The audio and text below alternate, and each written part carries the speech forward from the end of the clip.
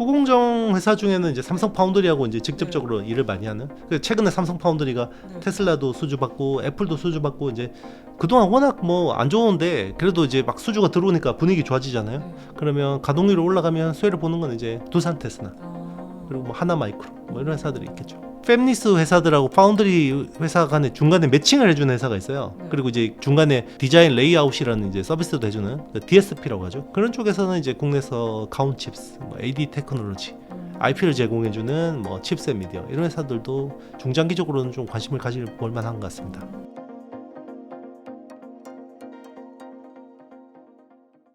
네, 중국과 미국 빅테크 기업들이 자체 AI 칩 개발에 주력하고 있음에도 불구하고 엔비디아 칩에 대한 수요가 여전한데요.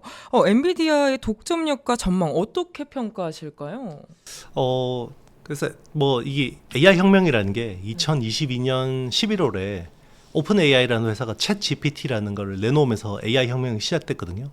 그래서 AI 혁명이 시작되고 가장 주가가 많이 오른 게 이제 엔비디아라고 봐야 될 것 같아요. 이제 엔비디아가 그 대장주로서 계속해서 이제 랠리를 기록했는데 인프라 주다 보니까 어느 정도 이제 요게 한 1년이나 1년 6개월 정도 지나면 이제 피크아웃을 할 거라고 봤어요. 그래서 예전에 닷컴 버블 때 시스코라는 회사하고 좀 많이 비교를 했었고요. 근데 이제 시스코하고 엔비디아의 결정적인 차이점은요. 시스코는 계속해서 하드웨어에 집중을 했던 회사였고요. 인프라 쪽에만 집중했고, 그래서 네트워크 스위치 장비가 깔린 이후에는 수요가 급전직하를 했고요. 엔비디아는 하드웨어만 집중하진 않았어요. 그래서 칩을 파는 회사긴 하지만 그 칩을 기반으로 쿠다라는 소프트웨어 생태계를 어떤 플랫폼을 제공해 줬고요. 최근에는 옴니버스라는 디지털 트윈 이제 개발자들이 여기서 시뮬레이션을 할 수 있는 것들을 내놨고, 그리고 이제 최근에는 이제 뭐 제슨 토르 같은 이제 로봇 피지컬 AI 쪽에 이제 개발 플랫폼들도 제공을 하기 시작했거든요. 그런 식으로 계속 확장하고 있다라는 거죠. 그리고 이제 단순히 칩뿐만 아니라 칩하고 칩을 연결해서 병렬로 연결해서 AI 클러스터를 꾸릴 수 있는 그런 기술들, NV 링크 그리고 NV 스위치, 뭐 인피디 밴드라고 하는 그런 기술들을 계속해서 확장을 해서 비즈니스 규모를 계속 키우고 있는 거죠. 단순히 그냥 칩만 파는 회사였다 그러면 정점이 왔을 거라고 생각이 드는데요. 근데 엔비디아의 성장 동력은 계속해서 확장되고 있다. 그래서 예전에 보면 그냥 단순히 시스코뿐만 아니라 OS를 제공해주는 마이크로소프트, 그리고 그 플랫폼 회사들하고 약간 중첩이 된다고 봐야 될 것 같아요. 그래서 엔비디아의 아직까지 정점, 피크아웃은 아직까지 이야기하기가 이르다 생각합니다. 근데 엔비디아가 저는 그냥 일반적인 칩 회사라고 생각했는데 칩 회사라고 보면 안 되겠네요. 그냥. 맞습니다. 네. 예, 그래서 엔비디아가 이 엔비디아 칩을 사면 네. 개발자들이 쓸 수 있는 그 서비스들이 굉장히 많아요. 그게 사실 락인 효과가 굉장히 크다고 봐야 됩니다. 그것 때문에 계속해서 엔비디아 칩만 쓰게 되는 건가요? 맞습니다. 그리고 또 엔비디아가 잘 나가면서 SK 하이닉스도 같이 승승장구하고 있는데 SK 하이닉스가 HBM3 시장을 선점한 비결이 뭘까요? 일단 운이 좋았고요. 네. 예, 그 원래 HBM이라는 게 컨셉이 나온 거는 보통 2009년부터 나왔어요. 그래서 원래는 고성능 그래픽 카드에 쓰려고 만든 메모리였거든요. 그래서 대역폭을 굉장히 DRAM 칩을 수직으로 쌓아서 밴드위스를 굉장히 높인 칩이었는데 이게 시장이 안 열리는 거예요. 그래서 삼성전자는 한 몇 년 전에 접었죠. 한 4, 5년 전에 여기 개발팀을 접어버렸었고 SK하이닉스는 그래도 계속 엔비디아하고 계속해서 연구 개발을 해온 거예요. 근데 그게 AI 혁명이 열릴 줄 몰랐던 거고요. 거기서 이제 어떻게 보면 대박이 터진 건데, 근데 항상 중요한 거는 기회는 준비된 자에게 온다라는 걸 이번에도 또 여실히 보여주고 있습니다. 그러면 SK 하이닉스랑 같이 삼성전자 끝까지 포기하지 않았다면 삼성전자도 지금 SK 하이닉스랑 같은 위치에 있을 수도 있었겠네요? 세상에 가정은 없지만 그럴 수도 있었겠죠. 네. 그럼 근데 SK 하이닉스도 또 그런 기술력을 굉장히 열심히 연구를 했나 봐요. 그렇죠. 이게 이제 어떻게 보면 그 HBM이라는 게 네. 그 엔비디아의 AI 반도체에 쓰이는 하나의 부분품이거든요. 네. 그러면 엔비디아의 GPU라고 하는 프로세서하고 이제 그 SK 하이닉스의 HBM이라는 메모리 사이에 요 통신, 여기서 수많은 문제들이 발생하는데 네. 그거를 계속 개발하면서 디버깅을 하는 거예요. 이제 버그를 없애주고 서로 이제 최적화하는데 초점을 맞추는 건데, 그런 것들은 함께 오랫동안 파트너십을 가지고 연구 개발을 하는 수밖에 없거든요. 그게 이제 어떻게 보면 기회를 만들어냈다. 그래서 AI 혁명의 초창기에는 엔비디아와 TSMC와 SK하이닉스의 삼각 동맹이다. 이런 이야기를 많이 했죠. 요즘에는 서로 배신하려고 뭐 네. 뒤통수 치려고 막 이러고 있지만 네. 계속해서 이제 서로 초창기만 해도 굉장히 회사가 분위기가 좋았었죠. 네. 그럼 지금 약간 배신하려는 그런 네. 각도에서 네. 대표님은 그러면은 배신하면 누가 가장 타격이 클까요? 그러니까 이제 배신을 네. 하려는 네. 배신을 하려는 건 고객사가 하려고 하겠죠. 네. 그래서 엔비디아가 그동안 이제 엔비디아는 그동안에 이제 워낙 그 자기네들의 칩을 빅테크들한테 비싸게 팔 수 있으니까 매출 총이익률이라는 게 거의 70% 후반대까지 갔어요. 근데 이제 점점 이게 최근에 이제 엔비디아의 마진율이 조금씩 깎이고 있거든요. 그래서 이게 70% 초반대까지 내려왔어요. 네. 그러다 보니까 이제 자기네들 매출 총이익률 디펜스하기 위해서 이제 그 코스트 절감하려고 보니까 결국 TSMC라는 독점 회사, 파운드리 독점 회사, 그리고 HBM을 독점하는 SK하이닉스 여기 두 개가 타깃인데 네. TSMC는 도저히 지금 대체할 데가 없잖아요. 네. 도저히 삼성 파운드리가 대체가 안 될 것 같으니까 일단 후순위로 제쳐놓은 거고요. 이제 HBM이 원래는 SK하이닉스가 독점적으로 납품하다가 네. 삼성전자하고 마이크론이 이제 치고 들어오니까 이걸 이제 지렛대 삼아서 이제 가격을 깎으려고 하는 거죠. 그럼 삼성전자하고 마이크론 둘 중에 뭐가 더 엔비디아랑 손을 잡을 확률이 높을까요? 만약 잡는다면? 일단 뭐 엔비디아에 둘 다 납품을 할 것 같아요. 근데 이제 누가 어느 정도의 그 비중을 높일 수 있느냐는 결국은 누가 잘 만들어서 잘 납품하느냐가 중요하겠죠. HBM이라는 아이템이 생산 수율 잡는 게 되게 어렵거든요. 네. 수율이라고 하면 10개를 만들어서 양품이 몇 개 나오냐, 네. 그러면 불량품 몇 개냐, 이게 이야기거든요. 지금 SK하이닉스가 제일 잘하잖아요. HBM의 지금 수율이 60%대요. 그러면 10개 만들어서 3, 4개 버린다는 거거든요. 네. 근데 그게 제일 잘하는 회사예요. 그러면 그 밑에 있는 회사들은 50%도 쉽지 않은 거죠. 그러면은 그럼 마진이 생각보다 그렇게 많이 남진 않겠네요. 그럴 것 같죠. 네. SK하이닉스가 HBM을 만드는 생산 수율이 60%대거든요. 네. 60% 초반대 정도로 추정이 돼요. 근데 마진율이 네. 60% 중반이 넘어요. 그렇게 어. 만들어도. 그래서 SK 하이닉스가 지금 이렇게 승승장구하고 있는 비결 중에 그게 네, 하나 맞습니다. 아. 그러니까 이제 네. 이 양품률이 낮아도 하나하나가 명품이라고 봐야 되는 거죠. 네. 대표님이 말씀하신 것처럼 이제 삼성전자가 엔비디아에 직접 찾아가서 HBM4 기술력을 어필하고 있다는 소식 들었는데 또 최근 보도 자료에 따르면 엔비디아에 보낸 HBM4 샘플 합격 소식이 있었어요. 향후 삼성전자의 긍정적인 변화 기대해봐도 좋을까요? 삼성전자가 HBM을 엔비디아에 납품한다라고 한 지가 벌써 한 2년 됐거든요. 네. 2년 동안 안 된 거예요. 그래서 이제 될 것 같으니까 굉장히 긍정적인 건 맞죠. 네. 근데 이제 납품은 하는데 네. 물량을 뭐 이게 5% 납품한다 이러면 이제 의미가 없잖아요. 그래서 20% 30%까지 이제 올라간다 그러면 굉장히 이제 좋아지는 건데 그거는 이제 지켜봐야 되는 거죠. 네. 근데 2년 전에도 계속 언급이 있었는데 왜 지금서 이렇게 엔비디아와 손을 잡을 수 있는 걸까요? 2년 전 작년까지는 이제 네. 삼성전자가 준비가 안 됐었어요. 그래서 일단 삼성전자 내부적으로 이제 기술도 준비 안 됐었고 그리고 이제 뭐 그 또 공정 수율이라든지 이런 부분에서도 맞는 문제가 있었고요. 그래서 작년 5월에요. 네. 삼성전자는 이제 그 사업부장이 이제 사장이 있거든요. 파운드리 사업부장이 있고 뭐 메모리 사업부장이 있고 자 그 사장 위에 부회장이 있습니다. 그게 부문장이라고 합니다. 그 반도체 부문장이 DS 부문장인데요. 네. 보통 이제 반도체 부문장 이제 부회장이라고 하면 보통 연말까지는 잘못해도 이제 연말에 보통 바꿔요. 연말이 이제 보통 정기 인사가 있으니까. 네. 근데 작년에 어떤 일이 있었냐면 5월에 바꿨습니다. 5월에 경계현 부문장이 전영현 부회장으로 전격적으로 바뀌었어요. 사상 초유였어요. 거의 뭐 부문장이 중간 인사로 바뀌는 경우는 거의 드문 사례였는데 그만큼 작년에 삼성전자가 위기감을 느끼고 있었고 자, 그 파격적인 인사가 올해 뭔가 성과를 내고 있다.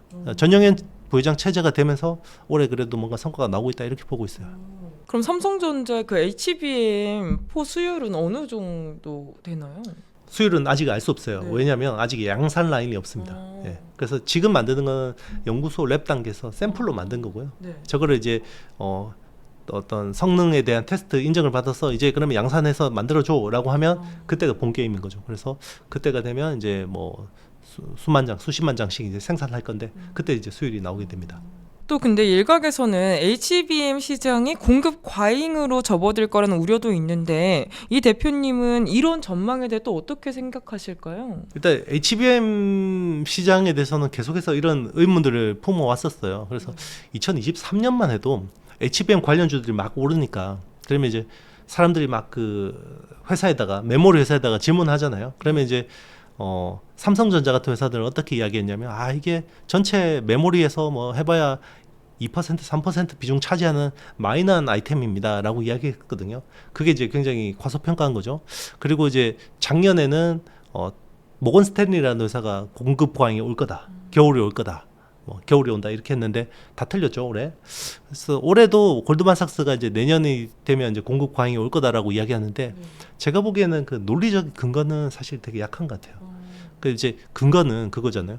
그러면 공급 과잉이 올리면 어떻게 돼요? 그 수요가 줄거나 아니면 공급이 확 늘거나 둘 중에 하나가 돼야 되잖아요. 아니면 수요가 줄는데 공급이 확 늘거나, 그죠? 근데 지금 수요 측면에서 보면 이제 그 빅테크들의 AI 자본 지출 캐펙스라는 게 제가 보기엔 줄어들 것 같진 않아요. 왜냐하면 최근에 트럼프 대통령이 그 감세 법안을 통과시켜서 빅테크들이 현금 흐름이 이렇게 많이 개선됐어요. 그래서 이제 추가로 투자할 수 있는 여력이 많이 생겼기 때문에 일단 내년까지 AI 캐펙스가 크게 많이 꺾일 것 같지는 않고요. 그리고 이제 뭐 그 국가들이 또 이제 AI 투자를 하고 있죠. 소버린 AI라고 해서 그쪽도 이제 뭐 향후에는 전체 AI 인프라 시장에서 뭐 20% 가까이 성장할 수 있기 때문에 많이 성장할 수 있기 때문에 여기서도 제가 보기 큰 수요에 대한 걱정은 없어요. 그럼 이제 공급에 대한 걱정이죠. 공급이 갑자기 확 늘어나야 되는데 제가 아까 말씀드렸지만 HBM 생산 수율이 60%대인데 그 정도 마진을 줄 정도면 얼마나 만들기 어렵다는 거겠어요. 그리고 이제 지금 HBM3 12단이 메인이고 내년에 나오는 게 HBM4 12단이 메인이 되는데 인터커넥트 수라고 하는데 이제 인풋 아웃풋 수라고 하는 게 그게 이제 12층에다가 고속 엘리베이터라고 제가 해볼게요. 이제 데이터가 막 그 이동하려면 그 고속 엘리베이터가 필요해요. 기존의 엘리베이터가 1024개였어요. 근데 HBM4부터는 2배가 늘어납니다.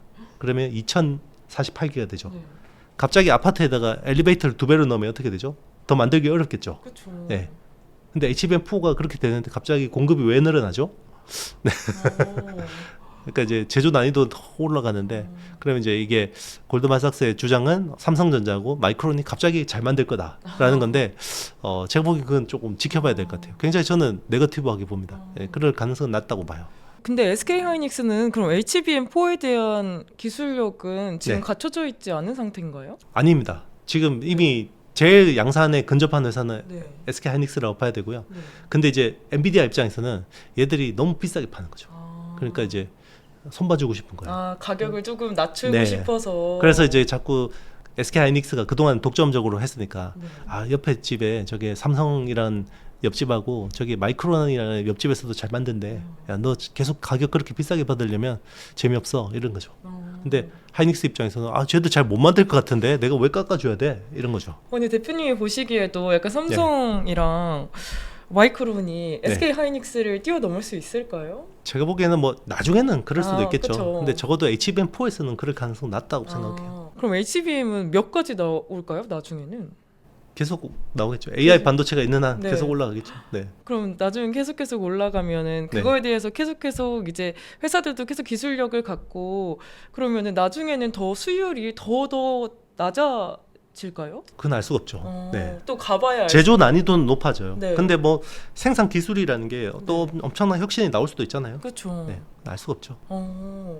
그럼 지금으로서는 엄청난 혁신적인 제조 공정은 딱히 없는 건가요? 그렇죠. 아직까지는 뭐 이게 그 아무리 생산 관리를 높이고 어떤 그 생산 기술을 강화를 해도 아직까지 수율이 그렇게 좋아지지 않고 있습니다.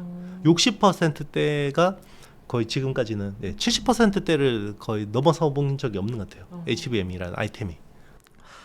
또 삼성과 테슬라가 이제 22조 규모의 파운드리 계약으로 참 화제가 됐었는데 TSMC 대신 삼성을 택한 테슬라의 의도 뭐라고 생각하실까요? 일단 테슬라가 빅테크잖아요. 네. 근데 빅테크인데 TSMC한테는 그렇게 빅테크 대접을 못 받아요. 왜냐하면 TSMC는 전 세계 칩을 설계를 하는 애들이 다 모여 있잖아요. 다 줄 서 있잖아요. 네. 그러니까 이제 TSMC에서 대접 받으려면 엔비디아나 애플 정도 돼야 돼요. 이제 칩 주문량이 수천만 장 정도 돼야지 대접을 받는 거고요. 테슬라가 자율주행차 쪽에서 굉장히 그래도 핫한 회사고 빅테크이지만 사실 그 자동차용 반도체는 수량 자체가 그렇게 크진 않거든요. 네. 그러다 보니까 이제 TSMC가 테슬라한테 그렇게 해주는 서비스가 그렇게 좀 시원찮은 거죠. 네. 그러니까 일론 머스크 입장에서는 TSMC가 너무 잘하고 안정적이긴 하지만 여기서 대접을 너무 못 받고, 그리고 이제 반도체라는 게 최적화를 잘해야지 이게 성능이 좋아지는 건데 아무래도 그런 쪽에 서포트를 못 받으면 최적화해서 아무래도 좀 불리할 수밖에 없거든요. 그래서 아무래도 2등 사업자인 삼성 파운드리는 생산 어떤 그 안정성 면에서는 좀 이제 의문이 있지만 우리가 잘 가르쳐서 잘 쓰면 쓸만하겠다라는 판단이 든 것 같고, 그래서 이제 같이 윈윈 해보자라는 차원에서 낙점하는 거 아닐까 생각합니다. 그럼 삼성전자가 더 좋아서 삼성전자를 선택한 게 아니라 네. 어떻게 보면은 TSMC가 테슬라를 선택하지 않은 거라고 볼 수 있을까요? 뭐 그렇다고 해서 네. 이렇게 홀대를 했다고 볼 수는 없지만 네. 그냥 이제 줄 서 있으라고 한 거죠. 이게 맛집인데 네. 여기는 이제 줄이 막 대기 순번이 쫙 있는 거고, 그래도 이제 어디 가면 테슬라 정도 되면 그래도 먼저 입장해 주세요 이렇게 하는데 그렇죠. 그렇게 안 하니까 조금 맛은 떨어지는데 옆집에 자리 널널한 데 간 거죠. 그럼 테슬라 파운드리 계약이 약간 삼성전자에 장기적으로 어떤 효과를 가져올까요?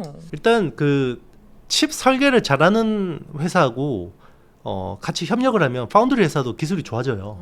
네, 대표적으로 이제 TSMC가 지금의 어떤 경쟁력을 갖추게 된 데는 애플이라는 회사가 어떤 지대한 역할을 했거든요.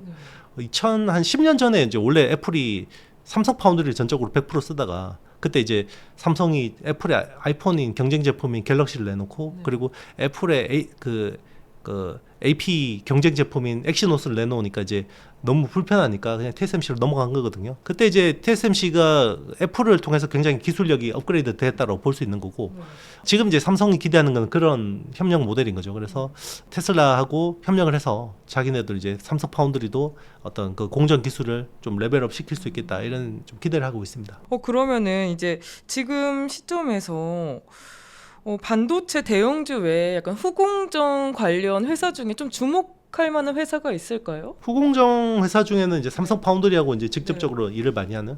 최근에 삼성 파운드리가 테슬라도 수주받고 애플도 수주받고 이제 그동안 워낙 뭐 안 좋은데 그래도 이제 막 수주가 들어오니까 분위기 좋아지잖아요. 그러면 가동률이 올라가면 수혜를 보는 건 이제 두산테스나 그리고 뭐 하나마이크로 뭐 이런 회사들이 있겠죠. 대표님이 약간 좀 요즘에 관심 있게 보시는 회사이신가요? 그렇죠. 그리고 이제 네. 삼성 파운드리 쪽으로 이제 팹리스 업체들이 이제 테슬라도 오고 애플도 가니까 이제 우리도 한번 맡겨볼까라고 해서 이제 많은 업체들이 오면 그 팹리스 회사들하고 파운드리 회사 간에 중간에 매칭을 해주는 회사가 있어요. 네. 그리고 이제 그 중간에 그 디자인 레이아웃이라는 이제 서비스도 해주는 그 DSP라고 하죠. 디자인 솔루션 파트너스. 그런 쪽에서는 이제 국내에서 가온칩스, 뭐 AD 테크놀로지, IP를 제공해주는 뭐 칩셋 미디어 이런 회사들도 중장기적으로는 좀 관심을 가질 볼만한 것 같습니다. 근데 그럼 지금 시점에서 이제 하이닉스와 삼성이 있으면은 둘 중 뭘 선택하는 게 개인 투자자로서는 조금 더 이득을 볼 수 있을까요? 이제 투자 성향인데요. 네. 그냥 그 AI라는 사이클에서 이제 쭉 그냥 끌고 가고 싶다 그러면 삼성전자 3, SK하이닉스 7, 이 정도 이제 비중이 제일 적정하다고 생각합니다. 그거 말고도 이제 아까도 소부장주도 말씀하셨잖아요. 네네. 그러면은 대형주 한 70%, 소부장주 한 30% 가져가는 거 또 어떻게 생각하세요? 괜찮은 것 같습니다. 그거 괜찮은 것 네네. 그렇게 보통 추천하시나요? 아니요, 뭐 그는 네. 이제 그 개인들마다 투자 성향이 다 다르기 네. 때문에 그런데 뭐 그 정도 무난한. 네. 딱 약간 스탠다드한. 네네. 그리고 이제 미국 주식도 어느 정도 비중을 가져야 하는 게 좋을 것 같아요. AI라는 이 사이클에 투자를 하신다 그러면 뭐 미국 주식 반, 국내 주식 반. 국내 주식 반 중에서는 이제 방금 말씀하신 그 정도 비중 괜찮은 것 같습니다. 그러면 삼성전자가 이제 네. TSMC와 격차를 줄이려면 네. 이거 하나는 무조건 수정해서 가야 된다 네. 하는 게 있을까요? 일단 그 3나노라는 공정이 작년이 메인이었어요. 그래서 3나노 게이트 올라운드라는 공정이 작년에서 굉장히 중요한 건데 작년 실패했어요. 그래서 3나노 게이트 올라운드라는 신공정을 고객사 유치를 못했어요. 그래서 빅테크 중에 아무도 유치를 못해서 좀 안 됐는데 올해는 이제 그 2나노 되게 중요하거든요. 그러니까 테슬라 칩을 잘 생산하려면 결국 2나노 공정이 중요한데, 그러면 이제 테슬라 칩을 생산하는 건 내년이거든요. 내후년 뭐 이렇게 되면 이제 본격적으로 되는 건데, 그러면 그 전에 2나노 공정에 대해서 성공 여부를 언제 판가름을 낼 수 있냐? 지금 나오는 이제 엑시노스 2600이라는 칩이 되게 중요합니다. 엑시노스 2600은 삼성 시스템 LSI에서 자체 설계해서 삼성 파운드리에서 만드는 칩이거든요. 요게 2나노인데, 요게 이제 잘 되면 테슬라 칩도 좀 2나노가 수월하게 좀 세팅될 가능성이 있다, 이렇게 보고 있는 거죠. 그래서 엑시노스 2600의 성공이 지금은 삼성 파운드리의 어떤 생존에서 굉장히 중요한 변수가 될 거다, 이렇게 보고 있습니다.